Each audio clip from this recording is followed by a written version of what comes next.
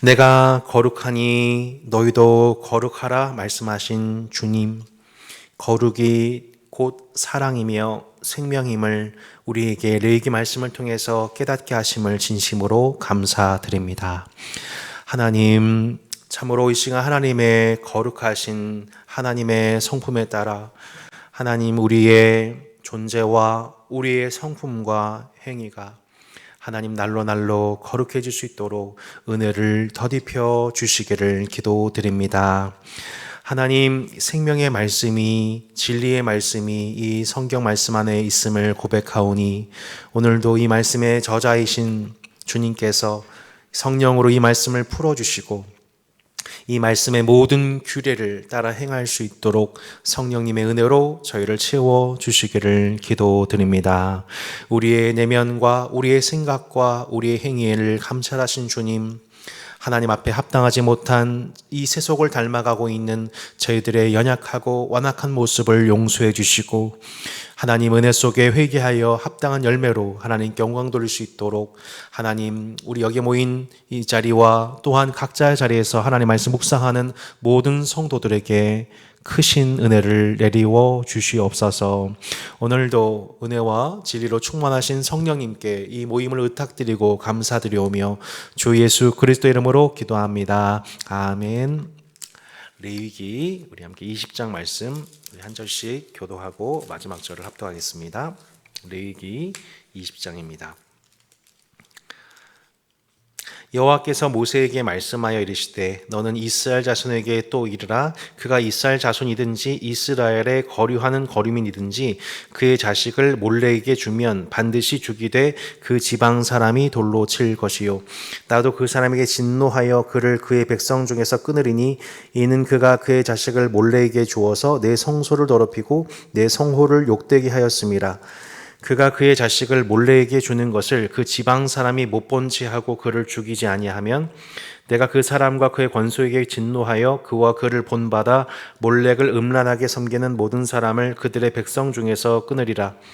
접신한 자와 박수무당을 음란하게 따른 자에게는 내가 진노하여 그를 그의 백성 중에서 끊으리니 너희는 스스로 깨끗하게 하여 거룩할지어다.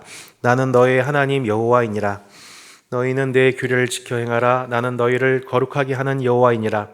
만일 누구든지 자기의 아버지나 어머니를 저주한 자는 반드시 죽일지니 그가 자기의 아버지나 어머니를 저주하였은지 그의 피가 자기에게로 돌아가리라.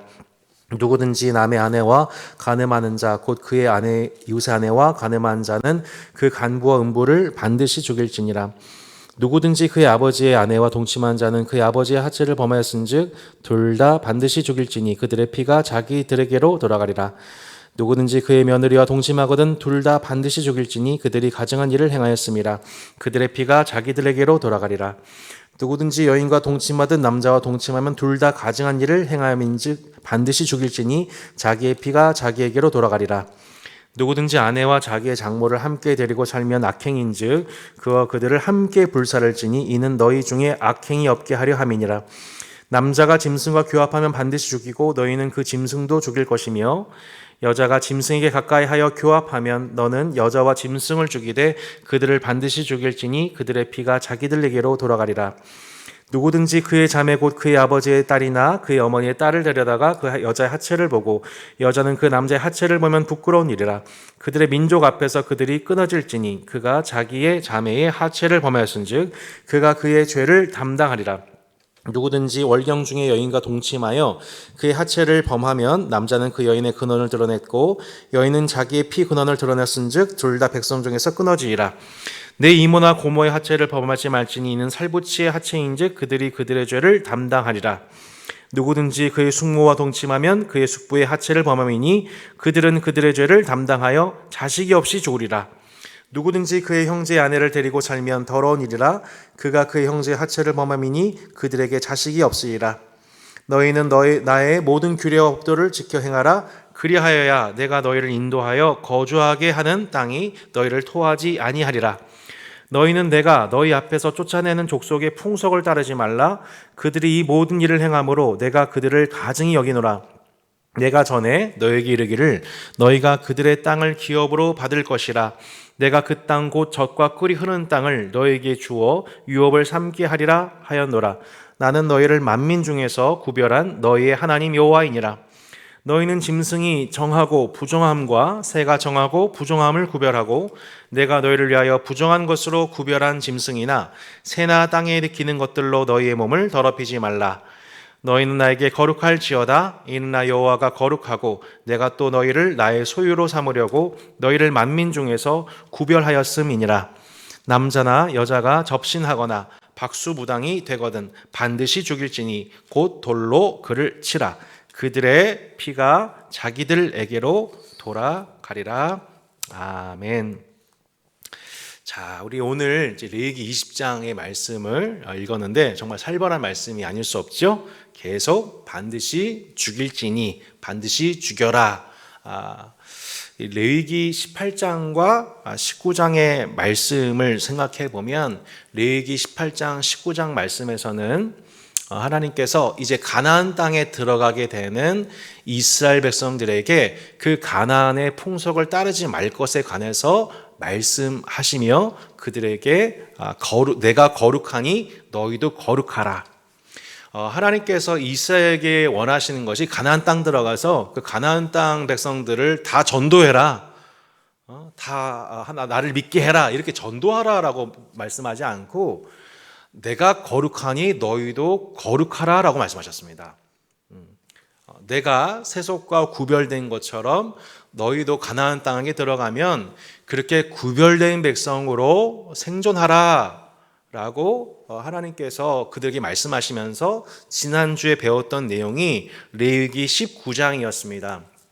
그 19장의 말씀을 리뷰를 해보면 이제 레위기 19장 전체 말씀은 10계명의 재해석이었죠. 너는 나 외에 다른 신을 섬기지 말라. 너를 위해서 새긴 우상을 섬기지 말라. 망령되 일컫지 말라. 이 총 10계명의 말씀을 가나안의 현장에 대입해서 구체적으로 이제 가나안 땅 입성을 앞두고 있는 이스라엘 백성들에게 10계명을 매우 구체적으로 가나안 버전, 가나안에 들어가서 어떻게 10계명을 지킬지를 구체한 버전이 레위기 19장 말씀이었습니다. 그래서 가장 먼저 언급했던 게 뭐냐면 부모를 경외함으로 하나님을 경외할 것. 이 5계명을 맨 처음에 앞당겨서 얘기하면서 부모를 경외하는 것이 하나님을 경외하는 것이다. 그러면서 1계명부터 5계명까지 어떻게 하나님을 제대로 섬길 것인지, 하나님만 섬길 것과 또한 하나님을 바로 섬길 것을 말씀하는 1계명에서부터 5계명의 내용을 이렇게 말씀했습니다. 이것을 제가 거룩한 예배라 했었죠. 그리고 그 거룩한 예배를 통해서 거룩한 가정의 규례를 회복할 것을 말씀했고, 또한 반 모퉁이의 열매를 남겨두는 거룩한 경제 생활에 대해서 말씀을 했었지요. 그리고 이웃과의 관계 속에서 무죄한 자의 피를 흘리지 말 것, 소문을 만들어내지 말 것, 뇌물을 받지 말 것, 이렇게 거룩한 관계를 맺을 것에 관한 말씀을 주셨고, 맨 마지막에 거룩한 문화, 가나안에서 일어나고 있는 가증한 문화들을 섬기지 말 것, 거룩한 문화로 하나님께 영광을 돌릴 것, 이렇게 레위기 19장은 거룩의 장으로서 가나안 입성을 앞두고 있는 이스라엘을 경고하신 말씀이었습니다. 그렇다면 20장의 말씀은 뭐냐면 레위기 19장 말씀, 곧 내가 거룩하니 너희도 거룩하라 하신 하나님의 말씀의 규례대로 행하지 않았었을 때 있게 되는 처벌에 관한 규정이 레위기 20장의 말씀입니다. 곧 레위기 19장 우리 37절에 보면 너희는 내 모든 규례와 내 모든 법도를 지켜 행하라. 나는 여호와니라. 그러니까 18장, 19장은 모든 규례와 법도라면 20장의 내용은 뭐냐면 그 모든 규례와 법도를 어긴 불법을 행한 이스라엘에 관한 처벌 규정입니다. 그래서 항상 레위기 18장, 19장 그리고 20장은 한 페어로서 한 묶음으로서 이 말씀을 볼 수가 있는 것이죠. 이 말씀을 지키지 않을 때 반드시 죽을 것이다. 우리 창세기 3장 말씀 우리 기억해 보면 하나님께서 금하신 선악을 알게 하는 나무 열매를 먹지 말아라. 그것을 먹는 날에는 내가 정령 죽을 것이다. 반드시 죽을 것이다. 라고 하셨던 것처럼 이제 첫 번째 율법이 아담에게 주어지듯 이제 가나안 땅에 들어가게 되는 이스라엘 백성들에게 십계명이 매우 구체적으로 적용이 되었고 그 말씀을 적용하지 않을 때 반드시 죽을 것이다 라고 경고하시는 말씀입니다. 하나님이 우리 가운데 원하시는 것은 우리의 열정적인 종교 생활이 아니라 세상으로부터 구별되는 것입니다. 내가 거룩하니 너희도 거룩하라. 오늘 그 거룩의 열매를 다시 맺기 시작하는 은혜가 있기를 소망합니다. 레위기 20장 우리 이제 교환 보시면서 말씀을 드리도록 하겠습니다. 이 전체 내용에 보면 1절부터 8절은 종교적인 죄에 대한 하나님의 처벌이 나옵니다. 특별히 몰렉 숭배라든지 신접한 자를 따르는 행위라든지 이 종교적인 죄악에 관한 하나님의 처벌 규정이 1절부터 8절까지 나와 있는 것을 저희가 보게 되고 그 말씀이 또한 이 데칼코마니처럼 27절에도 나와 있는데 남자나 여자가 접신하거나 박수무당이 되거든 반드시 죽일지니 곧 돌로 그를 치라. 그들의 피가 자기들에게로 돌아가리라. 이렇게 이 가나안 땅에서 일어나고 있는 가장 큰 범죄가 핵심적으로 바로 종교적인 죄라는 것에 대해서 엄밀히 경고하고 있는 것을 보게 됩니다. 그리고 참 놀랍게도 9절부터 26절에는 어떤 죄에 대한 처벌 규정이 나와 있냐면 가나안 땅에서 행해지고 있던 모든 성적인 범죄, 근친상간, 동성애, 또한 이 짐승과의 교합 등 당시 가나안 땅에서 인간이 하나님이 주신 남자와 여자의 성적 결합이 아닌 스스로의 그 성적인 쾌락과 욕망을 위해서 모든 하나님께서 금하신 질서를 자신의 수단화 욕망화하는 가나안의 음란한 문화에 대해서 그것에 거룩하지 않고 그것에 세속화될 경우에 이스라엘이 반드시 죽을 것에 관해서 이 죽음은 물론 하나님과의 영적인 단절도 의미하지만 실제적인 죽음 곧 사형을 의미합니다. 오늘 이 레위기 말씀을 들어보면 죄의 결과가 결국 죽음이라는 것을 저희가 보게 되는데 죽음에도 여러 가지 처벌 규정들이 나오게 되는 것을 이제 저희가 살펴보게 될 거예요. 오늘 좀 살벌한 얘기입니다. 그 죄에 대한 처벌 규정 중에서 가장 약한 규정이 뭐냐면 커팅 오프입니다. 그러니까 그 백성들과 끊어지는 거죠. 그러니까 가나안 땅에 들어갔다가 범죄하게 되면은 그 범죄한 사람들 가나안에서 쫓아냅니다. 왜요? 죄가 누룩처럼 공동체를 덮일 수 있기 때문에 그들을 격리 수용하는 것이죠. 그들을 쫓아내는 것이죠. 교회에서도 보면은 저희가 그 7위 규정 중에 출교라는 것이 있습니다. 출교라는 것이 어떤 의미가 있냐면 결국 이 공동체가 이 사람의 범죄에 대해서 이 범죄를 돌이키지 않은 그 결과, 회개할 기회를 주었는데 돌이키지 않은 그 결과, 우리가 잘 아는 마태복음 18장 동상동몽에서 배웠지만 만일 한 형제가 잘못을 했었을 때는 그것을 아는 사람이 가서 상대해서 권고해야 되고 그것을 듣지 아니하면 또 다른 형제를 또 듣지 않을 경우는 장로들에게 교육에 말해서 그 사람이 어떻게든지 바른 교훈을 얻도록 하는 한 사람 없는 과정이 있지 않습니까? 근데 그것을 듣지 않을 경우에는 어떻게 하라? 이방인처럼 여기라. 출교를 얘기하고 있습니다. 그러니까 한 영혼을 정말로 사랑해야 됩니다. 포기하지 않아야 됩니다. 그런데 듣지 않은 경우에는 출교를 해야 되는 이유는 뭐냐면 이방인처럼 여겨야 되는 이유는 뭐냐면은 공동체의 연약한 자들에게 죄가 누룩처럼 퍼질 수 있기 때문에 그것을 감당하기 어려운 마음이 연약한 자들이 시험에 들어서 믿음에서 이탈될 수 있기 때문에 성경은 불가피하게 출교를 얘기하는데 그 출교에 관한 성경적 구약의 맥락이 첫 번째 커팅 오프인 겁니다. 커팅 오프. 두 번째가 뭐냐면 그 자신의 죄에 대해서 책임을 지게 하는 방식이에요.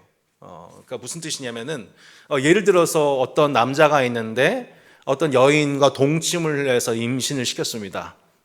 그렇게 하면은 율법은 뭐라고 얘기하고 있냐면은 은 5세겔을 가지고 장인들 분한테 가가지고 그거를 위로금으로 전달하고 그 여인을 끝까지 아내로 여겨 평생 책임져라. 책임져라 라고 얘기를 하죠. 그러니까 잘못을 했는데 그 잘못에 대한 것을 방식으로 그것에 대해서 전적으로 책임을 지게 하는 방식을 통해서 율법을 이루게 하죠. 공동체를 지키게 합니다. 그렇게 해서 한영을 지키게 하죠. 율법은 이제 우리한테 그런 것들을 가지고 커팅 오프 혹은 본인이 책임지게 하는 방식. 근데 어떤 것들은 용납이 안 되는 것들이에요. 커팅 오프도 아니고 책임지는 방식도 아니고 그냥 죽여야 되는 거예요. 뭐 여러 가지 이제 보게 될 거예요. 오늘 죽는 얘기 되게 많이 나와요. 아마 이 기준에서 아마 우린 올 다일 겁니다. 아마 여기 다 죽을 거예요. 저희 아마 다 죽을 거예요. 사형인데 사형 방식에 있어서도 몇 가지가 있냐면 화형도 있고요. 화형이 있고 두 번째는 뭐냐면 돌로 쳐 죽이는 게 있어요. 화형, 돌로 쳐 죽이는 거. 세 번째가 뭐냐면 나무에 매달아 죽여요. 그러니까 이 사형 방식을 통하여서도 주는 메시지가 저희가 있다는 것을 이제 저희가 보게 될 겁니다. 여하튼 오늘 레위기 20장은 내가 거룩하니 너희도 거룩하라. 너희가 들어가는 가나안 땅의 풍속을 따라가지 말아라. 따를 경우에 너희는 이와 같은 징계와 심판을 당하게 될 것이다에 대해서 매우 정밀하게 그것을 세분화해서 헌법으로 규정해 놓은 내용들이라고 볼 수가 있습니다. 그래서 두 번째 박스에서 보듯이 몰렉에게 자식을 바치는 일에서부터 맨 아래 점쟁이와 점술가에 대한 율법의 심판에 이르는데 이 모든 20장의 모든 내용들은 실상 이미 18장에서부터 19장에 나왔던 그 모든 내용들에 관한 경고인 것입니다. 그 첫 번째 죄가 뭐냐면 바로 종교적인 죄악인데 첫 번째가 바로 몰렉 숭배입니다. 자식을 몰렉 신에게 바쳐 불 위를 걷게 하는 것, 제물로 바치는 것, 곧 자신의 탐욕을 위해서 부모의 자신의 탐욕을 위해서 자녀를 이방 신에게 갖다 바치는 행위. 뭐 이거를 대한민국에 적용해 보면 어떤 걸까요? 부모의 자신의 한을 풀기 위해서 자녀를 공부시키고 너는 꼭 스카이 들어가. 너는 엄마 아빠의 한을 풀어줘야 돼. 너는 의사 돼야 돼. 사자. 목사. 이런 식으로 이제 강요하는 거. 이것도 일종의 몰렉 우상 숭배가 아닌가 싶어요. 자신을 위해서 자녀를 갖다 바치는 행위, 몰렉 숭배인데 이것에 대해서 레위기 20장 2절로 5절에 보면 너는 이스라엘 자손에게 또 이르라 그가 이스라엘 자손이든지 이스라엘 거류하는 거류민이든지 그의 자식을 몰렉에게 주면 반드시 죽이되 그 지방 사람이 돌로 칠 것이요 나도 그 사람에게 진노하여 그를 그의 백성 중에서 끊으리니 이는 그가 그의 자식을 몰렉에게 주어서 내 성소를 더럽히고 내 성호를 욕되게 하였음이라. 그가 그의 자식을 몰렉에게 주는 것을 그 지방 사람이 못 본 채 하고 그를 죽이지 아니하면 내가 그 사람과 그의 서에게 진노하여 그와 그를 본받아 몰렉을 음란하게 섬기는 모든 사람을 그들의 백성 중에서 끊으리라. 아멘. 이렇게 나와 있습니다. 자, 정확하게 보면 몰렉 숭배하는 그 사람 누구예요? 그 부모는 반드시 죽이되 그 지방 사람이 어떻게 죽이래요? 돌로 쳐 죽이래요. 나도 그 사람에게 진노해서 백성 중에서 커팅 오프 하겠다. 왜냐하면 내 성소를 더럽히고 내 성호를 욕되게 하였기 때문이다 라고 말씀하고 있습니다. 첫 번째는 몰렉 숭배자에 대한 하나님의 심판이고요. 두 번째는 접신한 자입니다. 6절 접신한 자와 박수무당을 음란하게 따르는 자에게는 내가 진노하여 그를 백성 중에서 끊겠다. 너희는 스스로 깨끗하게 하여 거룩할지어다 라고 말씀하시면서 접신한 자, 박수분왕, 팔로워들, 이 사람들 하나님 어떻게 하시대요? 커팅 오프 하시겠다는 겁니다. 끊겠다. 그리고 27절에 보면 남자나 여자가 접신하거나 박수무당이 되거든 반드시 죽일지니 곧 돌로 그를 치라. 그러니까 약간 구분되죠. 다른 자는 커팅 오프 되고 스스로 그렇게 된 사람은 어떻게 됩니까? 돌로 쳐 죽이게 됩니다. 이게 종교적 죄악에 관한 하나님의 심판인 것을 저희가 보게 됩니다.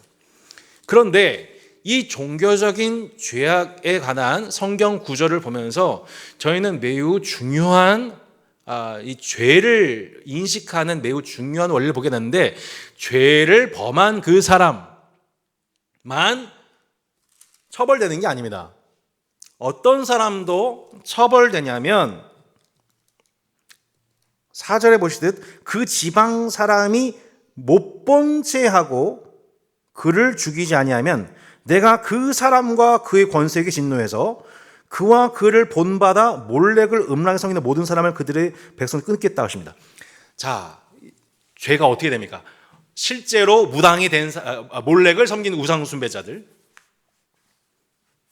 그 부모들만 범죄자가 아니라 그 몰렉을 섬기고 있는데 자식을 몰렉에 주는 것을 지방 사람이 못 본 채 하고 그를 죽이지 아니하면,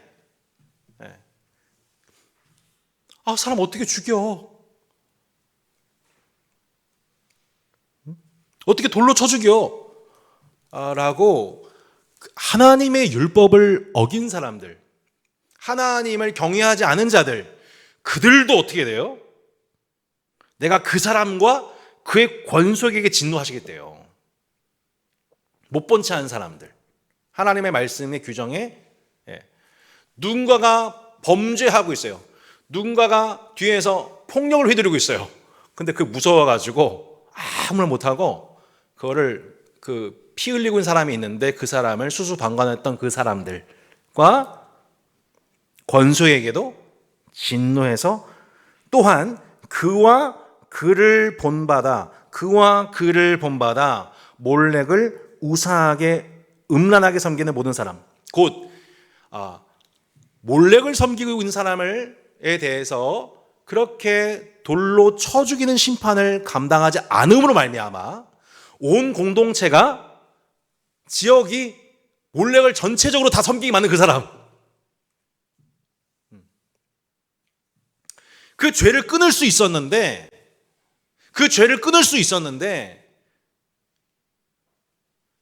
돌로 쳐 죽이는 그 심판을 통하여서, 하나님의 징계를 통하여서 끊을 수 있었는데 그거를 내버려두는 그 사람, 못 본 채 하는 그 사람, 그 권속에까지 하나님이 진노하시고 그 백성들께서 끊으시겠다.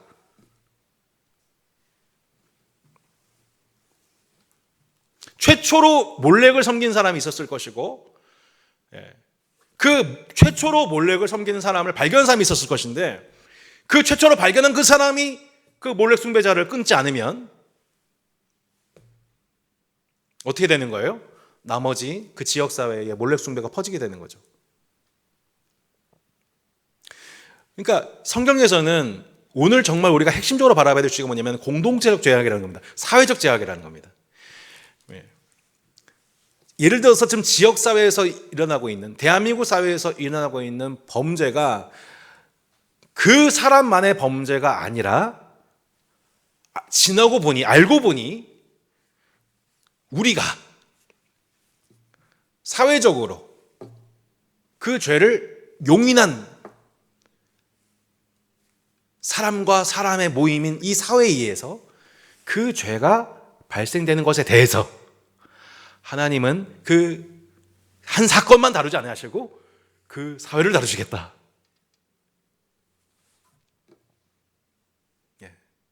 그 사회를 다루시겠다.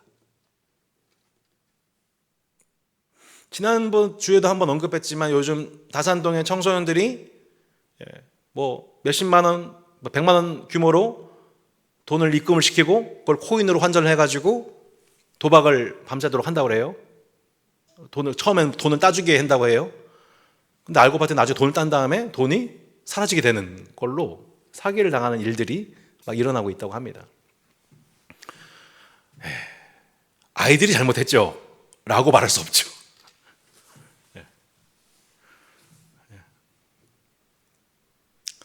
이런 일들이 방관되고 있는 이런 것들을 다산동의 어른들이 알고 있음에도 불구하고 이것에 대해서 제재하지 못하고,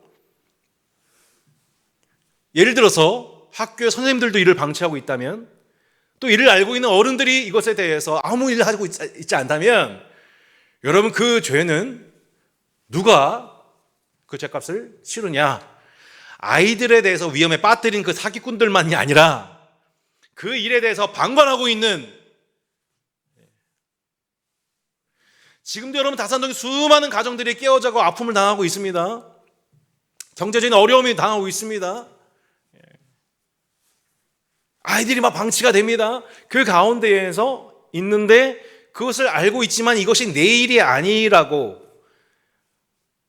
우리가 방관하는 그 순간, 그래서 나중에 더 큰 이슈가 터졌었을 때, 어떤 사건이 정말 터지게 되었었을 때 그 사람들을 바라면서 쯧쯧쯧쯧쯧 하는 것이 아니라, 하나님은 사회에는 그 사람들을 바라면서 쯧쯧쯧쯧 할지 모르지만 하나님은 공평하셔서, 하나님은 참으로 의로우셔서 그것을 방치한 이 사회에 대해서 동일하게 그 죄값을 물으신다라는 내용을 저희는 성경을 통해서 확인하게 되는 겁니다.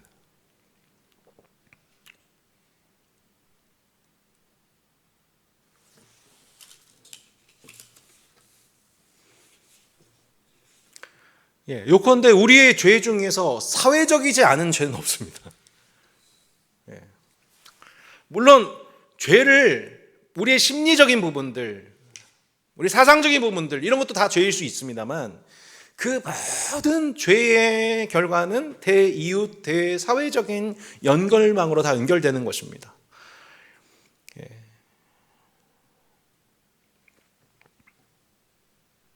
그래서 이 사회적 제약에 대한 부분을 한번 볼 필요가 있는데요. 이 지역 공동체적 책임에 대해서 성경은 우리에게 분명하게 말씀하고 경고하고 있는 겁니다. 그 레위기 20장 9절에도 보면, 만일 누구든지 자기 아버지나 어머니를 저주하는 자는 반드시 죽일지니 그가 자기 아버지나 어머니를 저주하였은즉 그의 피가 자기에게로 돌아가리라. 이 말씀도 좀 보충 설명이 필요해서 신명기 보면요, 신명기 21장 18절로 21절.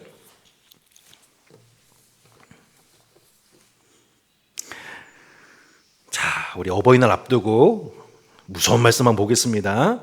사람에게 완악하고 패역한 아들이 있어 그의 아버지의 말이나 그 어머니의 말을 순종하지 아니하고 부모가 징계하여도 순종하지 아니하거든 그의 부모가 그를 끌고 성문에 이르러 그 성읍 장로들에게 나아가서 그 성읍 장로들에게 말하기를 우리 이 자식은 완악하고 패역하여 우리 말을 듣지 아니하고 방탕하며 술에 잠긴 자라 하면 그 성읍의 모든 사람들이 그를 돌로 쳐 죽일지니 이같이 내가 너희 중에서 악을 제하라. 그리하면 온 이스라엘이 듣고 두려워하리라. 자, 이 말씀대로 한번 해볼까요? 아마 저희 따스한 주일학교 쉽지 않을 것 같아요.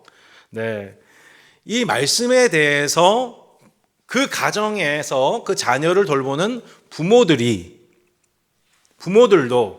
내 자녀인데 장로들에게 이런 완악하고 패역한 자녀가 있으면 보고해라.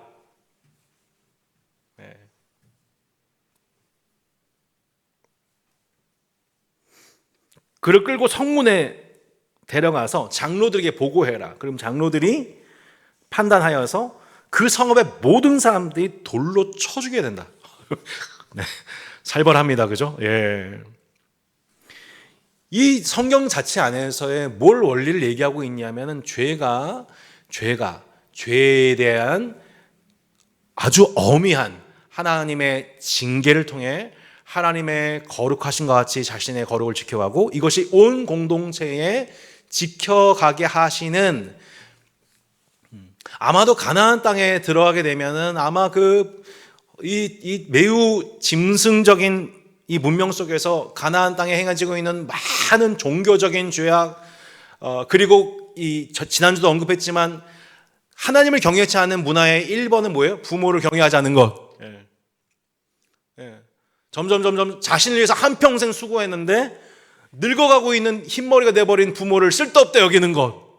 짐승이죠, 짐승. 짐승 문화예요, 한마디로. 아니, 자신을 위해서 한평생 수고한 그 존재를 바라보면서 이젠 나한테 쓸데없다 여겨가지고 그를 고려장 취급해버리는 그런 문화.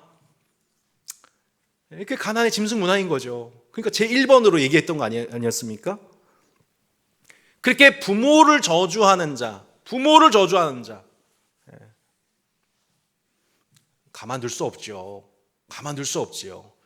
그 행위를 가만두게 되면 그것이 전반의 문화가 되게 되고 이스라엘 전반에 걸쳐서 하나님을 경외하는 도, 부모를 통해서 자녀를 사랑받게 하시는, 하나님이 부모가 되셔서 자녀된 우리를 사랑하시는데 그 부모를 우리가 욕되게 하면, 저주하게 되면 여러분 결국은 하나님을 경외하는 도를 잃어버리게 되는 그 결과가 되지 않습니까?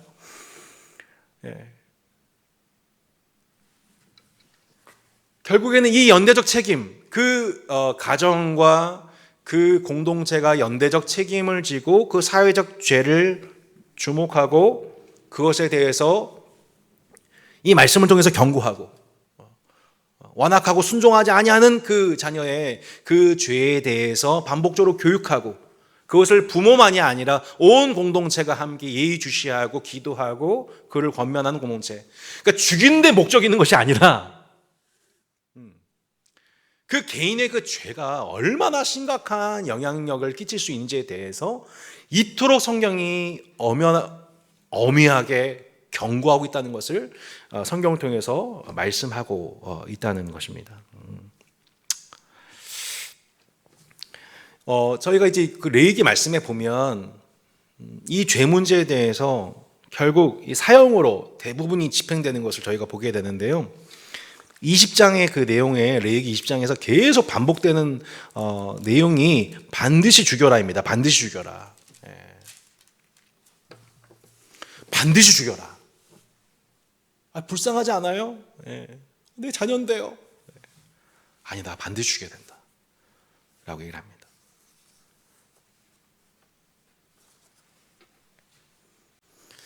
왜 하나님이 이렇게 그 죄에 대해서 용납하지 않냐고 반드시 죽인다고 그렇게 강조를 하실까요? 이것은 첫 번째는 죄에 대한 하나님의 엄중함, 죄를 용납할 수 없는 하나님의 거룩하심이기도 때문이기도 하고, 궁극적으로 반드시 죽일지냐라고 경고하신 이유는 우리가 죽지 않고 살기 위함입니다. 우리를 죽이시는 것이 목적이 아니라 우리를 살리시기 위한 목적인 것입니다.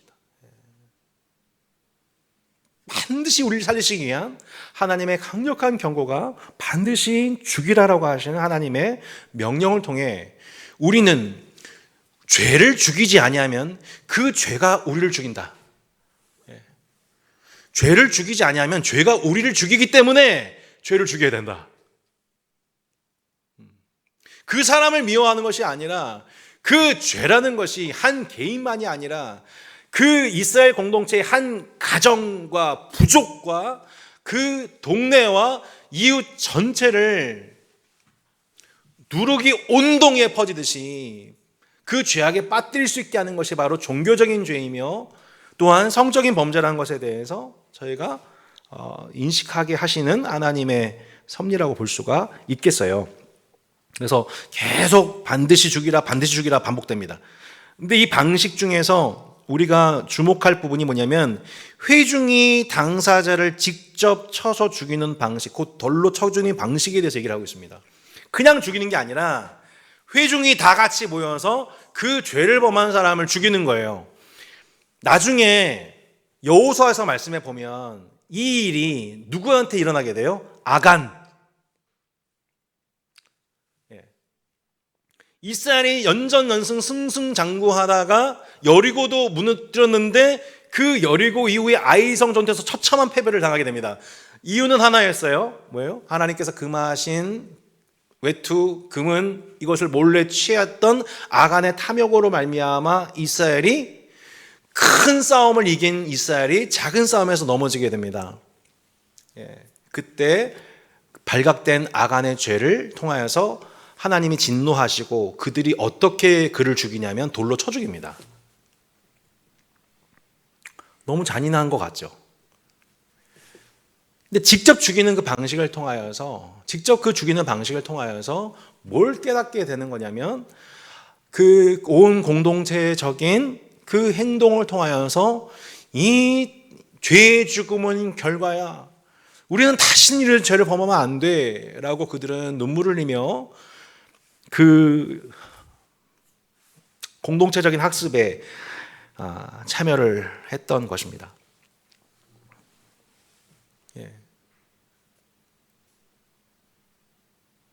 우리가 때로 형제의 죄를 직면하게 될 때에 우리가 그 형제를 죽이진 않지만 그 형제의 죄가 죽기 위해 그 형제가 죄를 깨닫고 죄인지도 모르고 죄를 범하였던 그 무지한 상태 속에서 벗어나 죄를 인식하고 죄를 아파하고 죄에서 벗어나서 마침내 건강한 신앙생활을 회복하게 되는, 마침내 의를 따르게 되는 데까지 온 공동체가 몸살을 겪어요.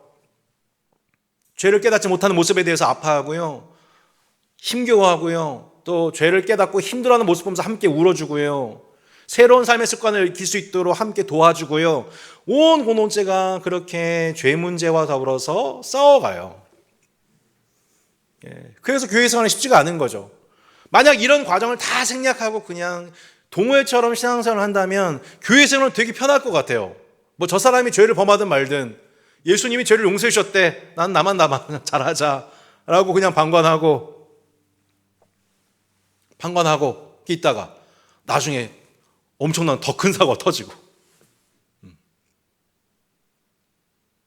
하나님은 뭘 보실까요? 그 사람의 죄만 보신 것이 아니라 그것에서 방관하고 참여하지 않았던 우리의 게으름도 하나님은 동시에 보신다는 것을 우린 언약 공동체 안에서 이 질서를 저희는 해석하게 되는 것이죠. 그래서 교회 생활이 어렵습니다. 어려운 게 정상입니다. 힘겨운 게 정상이에요. 예전에 한번 설교했잖아요. 몸이 살려니 몸살이 난다. 교회 공동체가 살아나는 과정, 이 공동체로 살아가는 과정 속에서 이 몸살을 겪어내면서 저희가 이 과정을 얻게 되죠. 야, 이 죄를 죽이지 않으니까 그 죄가 우리 공동체를 죽이는구나.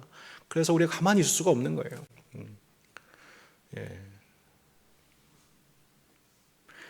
몰렉 숭배자도 결국 돌로 쳐 죽입니다. 신접하는 자 돌로 쳐 죽여요. 그러니까 이 쳐 죽인다는 방식을, 의미를 아셔야 돼요. 공동체가 함께 이를 참여한다는 의미. 온 회중이 이건 죄야, 돌로 쳐 죽여야 마땅한 거야 라면서 그 죄에 대한 분노로서, 그 죄에 대한 미움이 아니라 죄에 대한 미움으로써 하나님은 공동체적 학습의 시간을 허락하셨습니다. 그 중에서 특별히 간음한 자에 관한 이슈가 나오게 됩니다. 신명기 22장 13절로 29절에 보면 이게 다 지금 근친상간에 관한, 또 동성 관계에 관한, 또 짐승 교합에 관한, 가나안 땅에서 짐승화되어 버린, 성적 쾌락에 짐승화되어 버린 가나안 문화에 대한 경계였습니다. 그래서 온갖 살부치, 친척들의 관계 속에서 있는 모든 성관계에 관한 규정들이죠.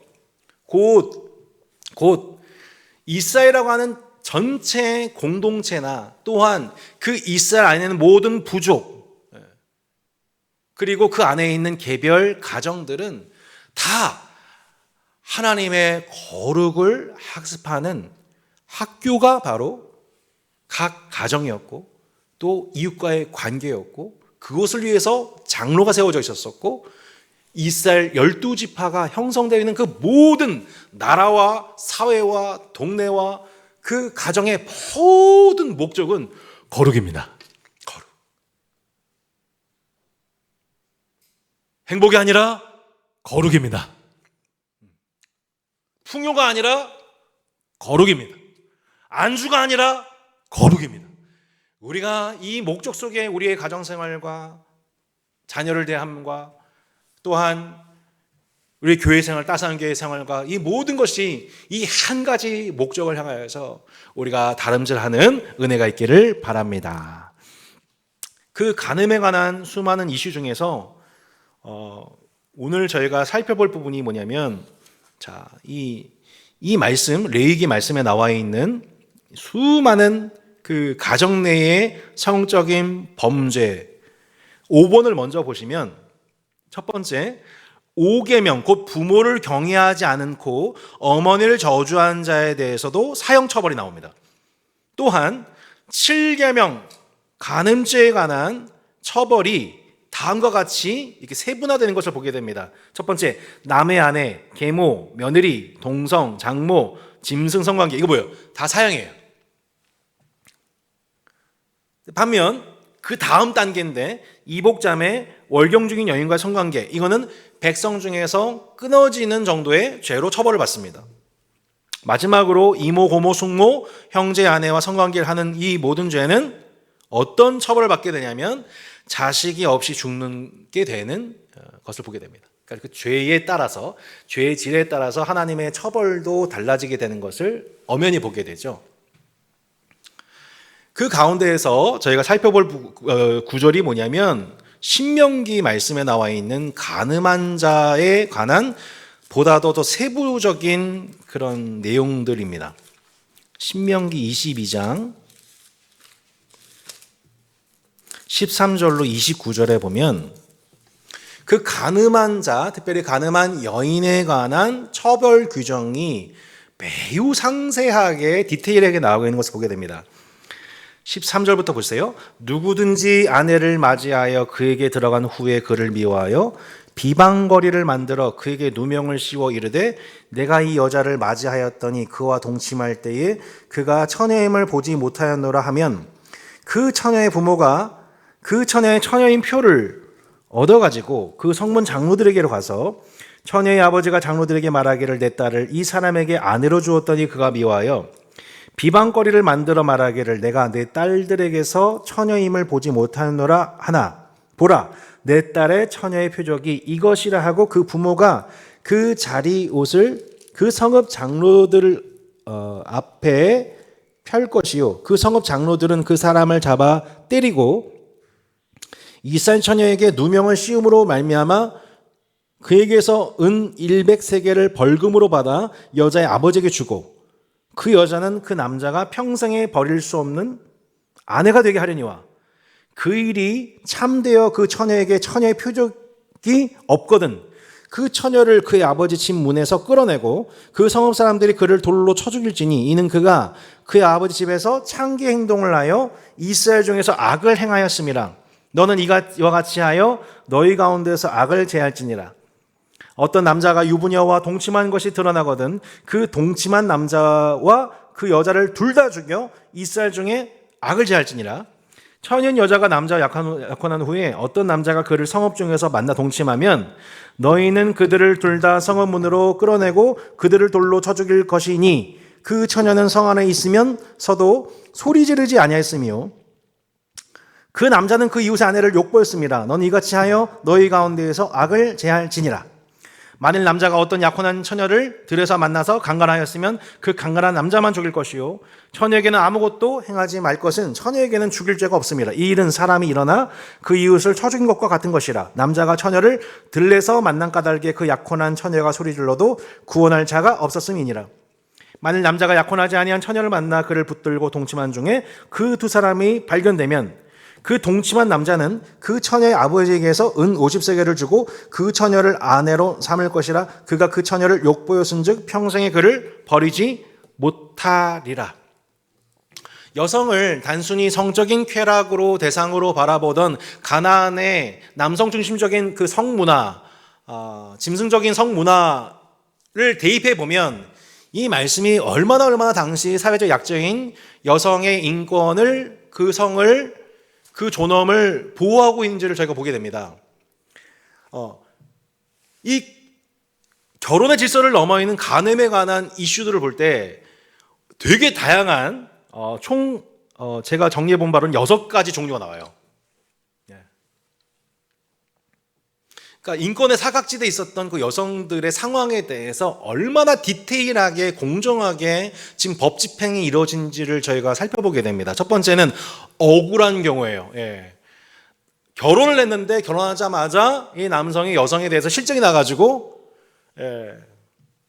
이슈를 만들어내가지고 아내를 벌려고 하는 거예요. 나쁜 놈들이죠. 그럴 땐 어떻게 해야 돼요? 장로들이 확인한 다음에 남자를 때려야 돼요. 정신 차려 이놈. 남자를 때려. 때리는 기록 나와 있죠. 18절. 그 성업 장로들은 그 사람을 잡아 때리고 아마 죽기 직전까지 패스할 것 같아요. 이스라엘 처녀에게 누명을 씌울 말미암아 그에게서 은 100세겔을 벌금으로 받아 여자의 아버지에게 주고 그 여자는 그 남자가 평생에 버릴 수 없는 아내가 되게 한다. 이것이 이제 이스라엘에게 주신 공의로운 하나님의 판결이었죠. 남자에게 벌금을 물게 하고 그녀를 평생 책임지게 함으로 그 억울함 가운데 살지 않도록 하시는 것이 하나님의 배려였습니다. 거꾸로 처녀의 표적이 없는 경우, 그때는 어떻게 돼요, 여러분? 돌로 쳐 죽이게 되는 거죠.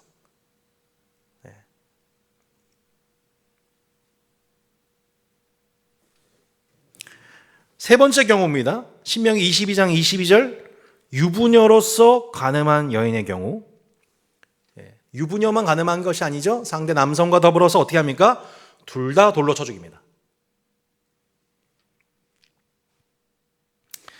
신명기 22장 23절 24절에 벌써 보면 약혼녀로서 간음한 여인이 있습니다. 마찬가지죠. 그 여인만이 아니라 남성 또한 둘 다 쳐 죽입니다.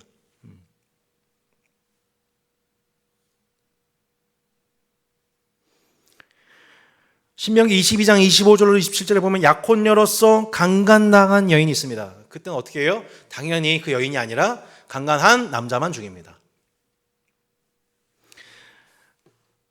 28절로 29절에 보면은 미약혼녀로서 동침한 여인이 있습니다. 약혼녀가 아니에요. 그럴 때는 어떻게 합니까? 그 남자가 처가에 은 50세겔을 지급하고 남성이 평생 그녀를 책임지게 합니다.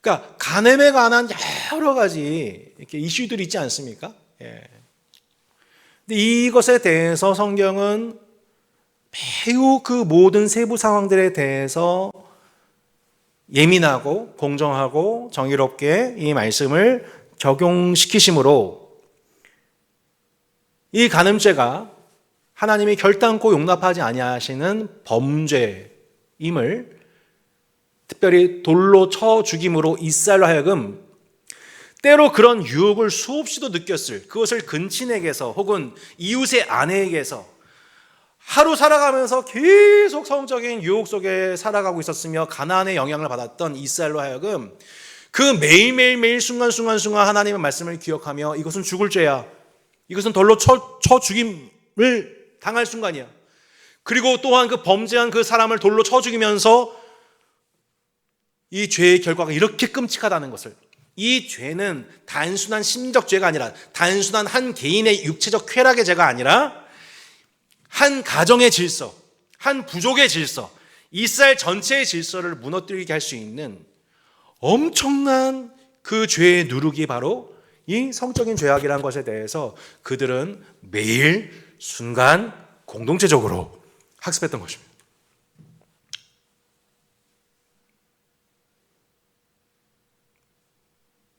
실제로 여러분, 우리가 매일매일 우리가 살아가는 모든 순간들 속에서 우리가 싸워야 되는 그런 이 욕망이 바로 그 성적인 욕망, 하나님께서 허락하신 질서를 넘어선 상상과 그 행동들에 대해서 지금 대한민국은 매우 무차별적으로 이것을 미워하고 격려하고 권고하고, 저 얼마 전에 들었는데 등산 모임 가서 뭐 양말을 이렇게 어떻게 신으면은 그것이 오늘 한가하다는 뜻이라면서요. 나 자유롭다. 뭐 양말을 뭐 이렇게 한다든지 이렇게 하면은 그게 나 오늘 한가롭다. 나 뭐 관계 맺고 싶다. 뭐 이런 식으로 사인을 주는 거라고.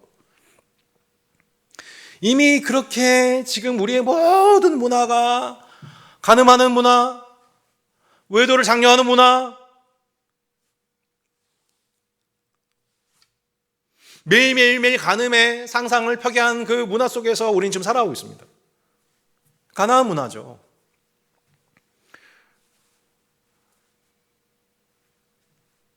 근데 성경은 분명하게 말씀하고 있습니다. 간음한 자 다 돌로 쳐 죽이라. 놀랍게도 우리는 신약시대를 살아가면서 예수님이 실제 간음하지 않았어도 간음의 마음을 품고 여인을 바라보는 모든 자가 다 이미 마음에 간음했다.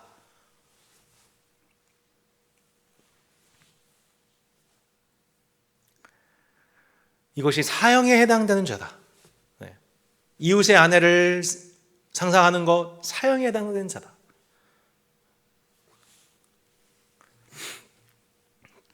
돌로 쳐 죽일 일이다라고 분명히 경고하고 있습니다. 구약에서는. 자, 그럼 여기서 한번 좀 생각해 볼 필요가 있죠. 요한복음 8장. 가는 중에 끌려온 여인 기억하세요? 밤중에 가는 중에 끌려온 그 여인을 바리새인과 서기관들이 예수님 앞에 딱 데려왔단 말이죠. 아, 신명기 이 말씀 딱 보면서 예수님, 이 신명기 보니까요 돌로 쳐 죽이라고 나와 있는데 이 여인 당신 어떻게 하실 거예요? 자, 여러분 상상해 보십시오. 도대체 이 간음 중에 끌려온 여인은 어떤 유형의 여인이었을까요? 6가지 중에.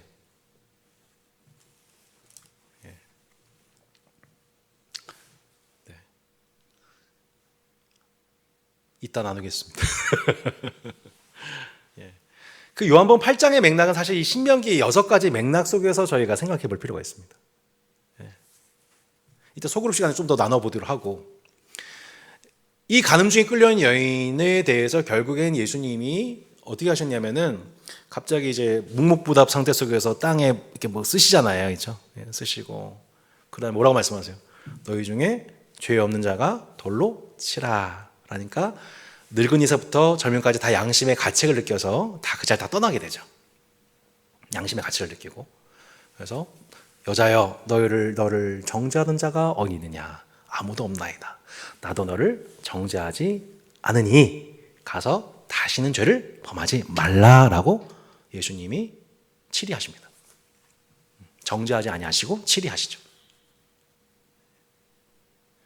이 과정 속에서 저희가 이 여인이 정확하게 6가지 해당되는 경우 중에 어떤 경우인지는 잘 모르겠지만 우리가 한 가지 본문 속에서 알 수 있는 것은 뭐냐면 첫 번째, 간음한 여인은 있고 남자는 없었다는 것.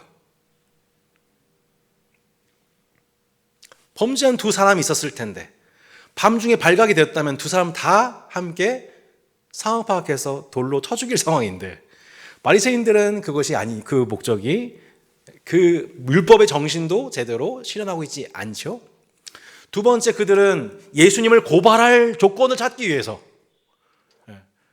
정말로 하나님의 말씀을 사랑하고 그 뜻을 실행하고자 한 것이 아니라 예수를 고발할 조건을 찾기 위해서 그 여인만 데려온 것으로 성경 얘기를 하고 있죠.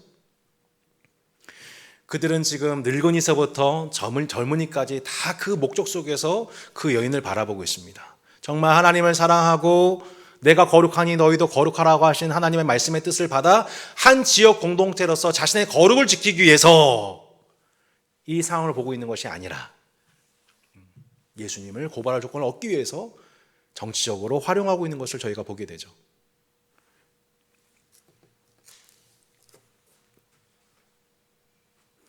가장 핵심적으로 생각해 볼 부분은 뭐냐면 너희 중에 죄 없는 자가 돌로 치라 했습니다. 너희 중에 죄 없는 자가 돌로 치라. 근데 놀랍게도 아무도 돌을 못 듭니다. 왜요? 간음만 죄가 아니었거든요. 그들 중에는 이미 간음에 참여하고 있던 또 다른 죄인들도 있었을 것이고 간음만이 아니라 십계명에서 말씀하는 바 수많은 율법에 대한 범죄를 스스로 또한 지고 있는 돌로 쳐 죽임 당할 죄인들이라는 것에 대한 영적인 각성이 그들에게 있었던 것이죠. 너희 중에 죄 없는 자가 돌로 치라 하신 예수님의 말씀 앞에 감히 자신이 심판자가 되어서 자신이 심판자가 되어서 수용할 수 있는 사람이 그 중에 아무도 없었던 것입니다. 우리가 자격이 있어서 사람을 돌로 쳐 죽일 수 있는 자격이 있는 사람이 아닌 거죠. 똑같은 죄인인 거죠.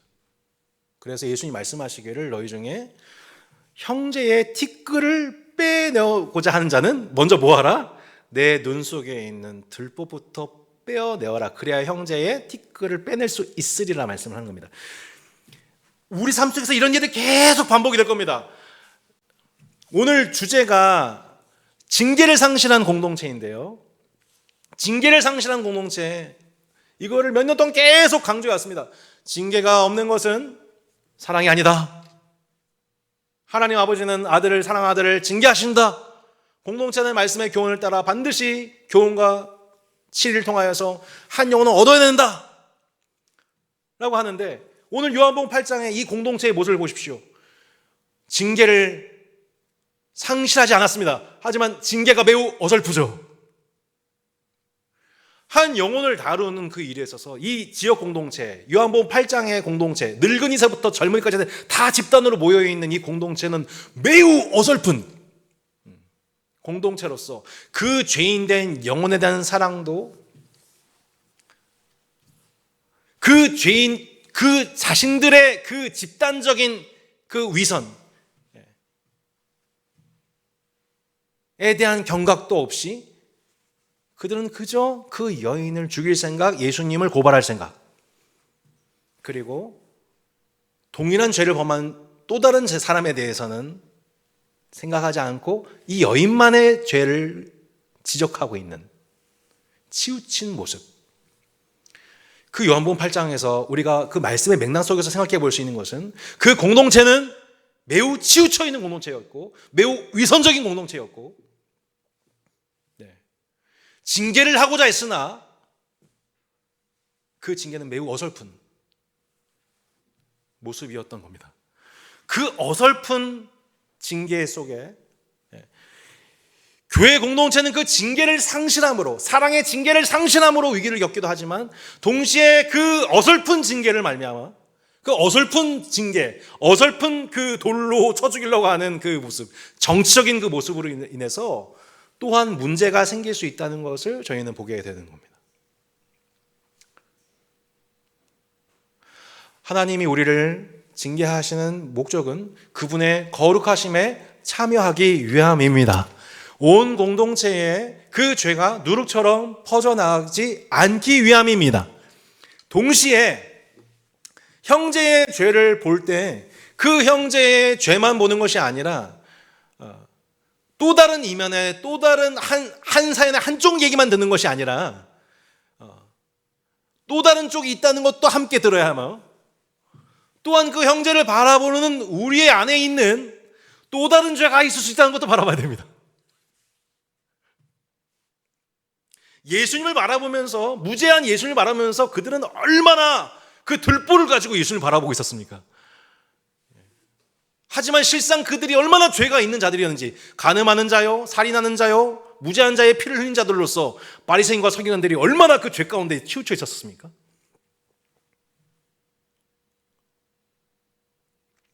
우리는 이 말씀의 교훈 앞에서 첫 번째, 징계를 상실하는 공동체, 징계를 포기하는 공동체의 길로 가서는 안 된다는 교훈을 얻습니다. 징계를 포기해서는 안 된다. 저 사람을 향한 징계를 포기해서는 안 된다. 때로는 커팅 오프해야 되고, 때로는 책임을 지어야 되고, 그 죄가 실제로 죽었는지 확인해야 되고, 의의 열매를 거둔지를 확인해야 된다. 이 열정을 포기해서는 안 됩니다. 근데 동시에 그 징계가 어설퍼서도 안 됩니다. 정치적이어서도 안 되고, 한쪽 면만 봐서도 안 되고, 하나님은 매우 종합적이고 하나님은 매우 겸비하시는 분이기 때문에 그 형제를 다루는 우리도 보신다. 범죄한 형제만 보시는 것이 아니라 그 범죄한 형제를 다루고 있는 집단도 보신다.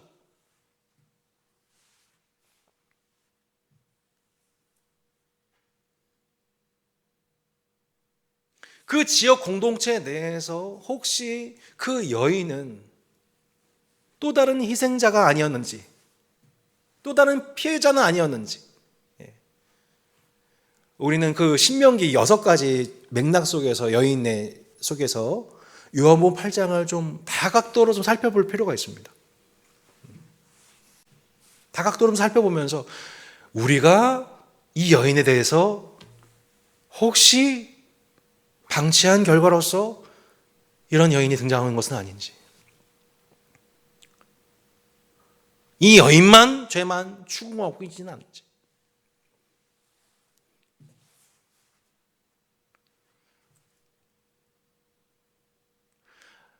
신명기 이 말씀과 요한복음 8장을 통해서 우리는 징계를 상실한 공동체의 위기를 넘어 어설픈 징계로 말미암아 하나님의 뜻을 이루지 못하는 교회 공동체의 모습을 또한 직면하며 이 위기를 함께 넘어가야 한다는 것을 발견하게 되는 것입니다.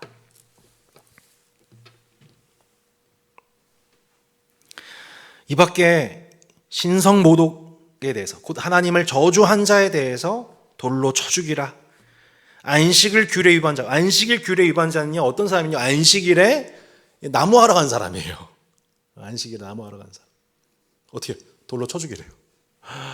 세상에.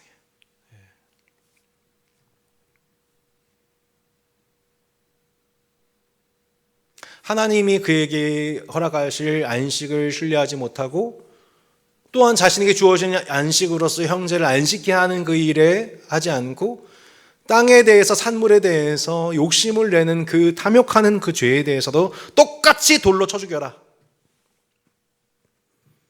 이건 아니야 라고 온 회중이 함께 공동체적으로 학습해야 된다 라고 강력 권고하셨습니다. 우상 숭배자 있습니다. 신명기 13장의 맥락에 보면 조금만 더 보실래요? 신명기 13장 보시면 13장 6절로 보면 내 어머니의 아들 곧 내 형제나 내 자녀나 내 몸의 아내나 너와 생명을 함께하는 친구가 가만히 너를 깨어 이르기를 너와 내 제성들이 알지 못하던 다른 신들 곧 내 사방을 둘러싸고 있는 민족 혹 내게서 가깝든지 내게서 멀든지 땅 이 끝에서 저 끝에까지 있는 민족의 신들을 우리가 가서 섬기자 할지라도 너는 그를 따르지 말며 듣지 말며 긍휼히 여기지 말며 애석히 여기지 말며 덮어 숨기지 말고 너는 용서 없이 그를 죽이되 죽일 때 내가 먼저 그에게 손을 대고 후에 뭇 백성이 손을 대라. 그는 애굽 땅 종되었던 집에서 너를 인도하여 내신 내 하나님 여호와께서 너를 깨어 떠나게 하려 한 자이니 너는 돌로 쳐 죽이라. 그리하면 온 이스라엘이 듣고 두려워하여 이 같은 악을 다시는 너희 중에서 행하지 못하리라. 자, 목적이 나오죠. 친구, 가족이 너를 깨어, 이 깨다는 게 뭐예요? 누가 깬 거예요?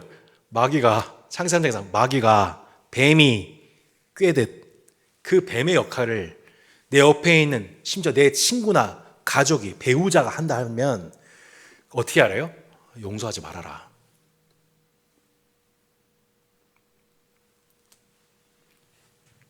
애석하게 여기지 말아라. 따르지 말아라. 긍휼히 여기지 말아라. 숨기지 말아라. 용서 없이 그를 죽이라. 너가 먼저 하고 뭇 백성이 손을 대라. 여호와로부터 너를 깨어 떠나게 하려 한 자다. 넌 돌로 쳐 죽여라. 그리하면 온 이스라엘이 듣고 두려워해서 이 같은 악을 다신 너희 중에서 행하지 못하리라. 하나님의 본 목적이 우리가 악에 참여하지 못하도록, 악을 참여하는 그 일을 방관하지 않도록, 그래서 온 이스라엘이 악에 빠지지를 않기를 바라는 마음으로 하나님이 이렇게 분명하게 율법에 관한 처벌 규정을 우리에게 주셨습니다. 성경은 분명히 우리한테 말씀하고 있습니다. 하나님은 우리에게 그냥 단순히 교훈만 주신 것이 아니라 하나님 우리를 분명하게 그 교훈을 따르지 않았을 때에 분명한 처벌이 있을 것이라고 분명히 말씀하십니다. 세상을 보십시오. 어디 처벌이 없는 법률이 어디 있습니까? 그건 교육입니다. 교육. 교육이 있는 곳 뭐가 있습니까? 사법이 있는 겁니다. 모든 곳에. 하나님은 그렇게 내가 거룩하니 너희도 거룩하라 말씀하신 하나님은 우리에게 무엇이 거룩인지를 말씀하심과 동시에 우리가 거룩을 상실할 때에 이와 같은 처벌이 있을 것에 관해서 분명히 말씀하고 있습니다. 곧 우리 한 사람의 존재는 매우 사적으로 구원받은 존재들이 아니라 가나안 땅에서 하나님의 도를 그 모든 족속들과 가나안에 살고 있는 모든 이방인들, 나그네들과 또한 그 가나안 땅에 정착한 이스라엘을 둘러싼 모든 열방 가운데에 하나님 나라를 드러내는 공적 사명을 가진 자들이 이스라엘입니다. 할렐루야. 우리가 그 공적인 존재들이기 때문에 하나님은 그 공적인 사명을 가진 존재들로서 하나님은 우리에게 분명하게 마치 대한민국 시민과 공무원에게 요구되어지고 있는 그것이 다른 것처럼 그 하나님 나라의 공무원된 이스라엘이 그 하나님 나라를 드러냄에 있어서 공적인 역할을 수행하지 않고 사사로이 행하는 것에 대해서 하나님은 분명히 엄중 경고하고 있다는 내용을 저희는 살펴볼 수가 있습니다. 이 밖에 사람을 쳐 죽인 자, 그리고 맨 마지막에 어떤 특정한 죄는 나무에 매달아 죽이는 경우도 있습니다. 나무에 매달아 경우. 자, 마지막으로 신명기 21장 28절로 23절 볼까요? 신명기 21장 18절로 23절. 신명기 22절부터 보겠습니다. 사람이 만일 죽을 죄를 범함으로 내가 그를 죽여 나무 위에 달거든 그 시체를 나무 위에 밤새도록 두지 말고 그날에 장사하여 내 하나님 여호와께서 내게 기업으로 주신 땅을 더럽히지 말라. 나무 위에 달린 자는 하나님께 저주를 받았음이니라. 놀랍게도 이 말씀의 규정에 따라 하나님께 저주가 받은 자가 되어 나무에 달리신 예수 그리스도, 율법의 그 모든 저주를 끊어하시고 울리에서 나무에 매달린 자가 되어서 죽으신 예수 그리스도로 말미암아 우리에게 생명의 해가 열리게 되었지요. 성경은 우리에게 분명하게 그 죄의 대가가 바로 이러한 사형이요 죽음이라는 것에서 엄중히 말씀하고 있으며, 놀랍게도 우리 하나님께서는 그 율법의 저주로 말미암아 사형 집행 당할 수밖에 없는 저와 여러분을 하나님의 아들 대신 그 십자가에 매달아 죽이시게 하시는 그 은혜로 말미암아 우리를 속량 구원하셨습니다. 그 은혜로 말미암아 우리가 오늘 13번째 위기, 곧 징계를 상실한 공동체, 징계를 상실하는 공동체는 결국 그 범죄함으로 말미암아 온 공동체에 그 죄가 퍼져나가 결국 그 형제의 범죄를 용납한 그 결과 온 공동체가 누룩처럼 빠져 결국에는 그 땅에서 토해냄 받았던 이스라엘과 같은 결론이 나올 수밖에 없다는 것을 보게 됩니다. 두 번째 우리가 살펴볼 부분은 우리가 징계를 상실하지는 않았지만 그 징계가 어설플 때, 그 징계가 매우 정치적이고 그 징계가 매우 치우쳐져 있으며 그 징계를 취급하는 자들이 위선적일 때 또한 문제가 될 수 있다는 것을 우리는 또한 생각해 보게 됩니다. 우리는 이 양쪽으로 치우치지 아니하고 그 징계를 통해 하나님이 사랑하신 자들마다 징계하심으로 그분의 거룩하심에 참여하게 하시는 하나님의 그 사랑과 하나님의 공의가 함께 입맞추는 공동체로서 우리에게 닥쳐와 있는 이 위기를 돌파할 수 있는 따스한 교회 되기를 주 예수 이름으로 축복합니다. 우리 함께 말씀을 생각하면서 기도했으면 좋겠습니다.